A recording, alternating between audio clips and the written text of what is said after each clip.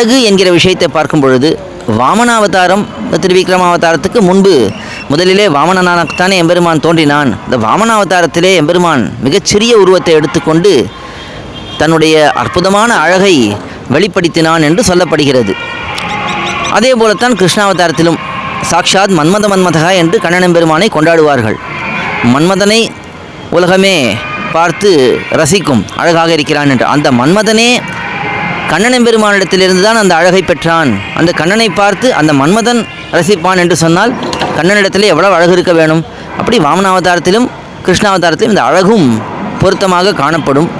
இதெல்லாம் இந்த 2 அவதாரங்களுக்குள்ளே இருக்கக்கூடிய பொருத்தம். அதை நாம் இந்த திவ்யதேசத்திலே சேர்த்து ஒரே இடத்திலே அனுபவிக்கலாம். அதே போல் அர்ச்சாவதாரத்திலும் தன்னுடைய எளிமையை எம்பெருமான் இங்கே மிக மிக அழகாக காட்டுகிறான். பொதுவாகவே அர்ச்சாவதாரத்திலே எம்பெருமான் தன்னை மிகவும் எளிமையாக அமைத்து கொள்கிறான்.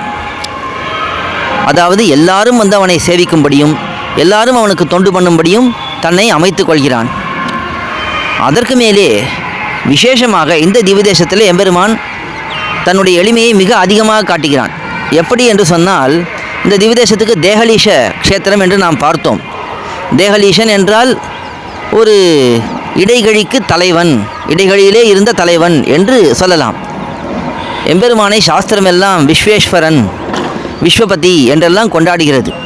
அப்படிப்பட்ட எம்பெருமானை ஒரு இடைகழிக்கு தலைவன், ஒரு சின்ன இடம், இடைகழினா ஒரு சின்ன ஒரு இடம், அதுக்கு தலைவன் என்று சொன்னால் அது எப்படி ஒரு பெரிய கொண்டாட்டமாக இருக்கும்னா, எம்பெருமான் அதையும் ஏற்றுக்கொள்கிறான், அதை மிக விரும்பி ஏற்றுக்கொள்கிறான்.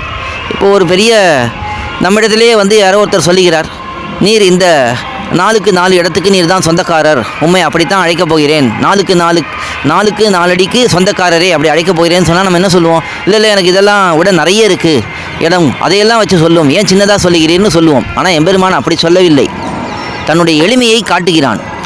இந்த இடத்துக்கு தான் தலைவன் என்று சொன்னாலும் அதையும் உகந்து ஏற்றுக்கொள்கிறான்.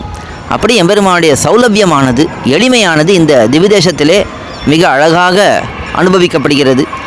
அது தேகலீஷ க்ஷேத்திரம் என்று சொல்வதனாலே அந்த பெருமையும் எம்பெருமானுக்கு ஏற்படுகிறது. ஆழ்வார் எம்பெருமானார் ஜீயர் திருவடிகளே சரணம், ஜீயர் திருவடிகளே சரணம்.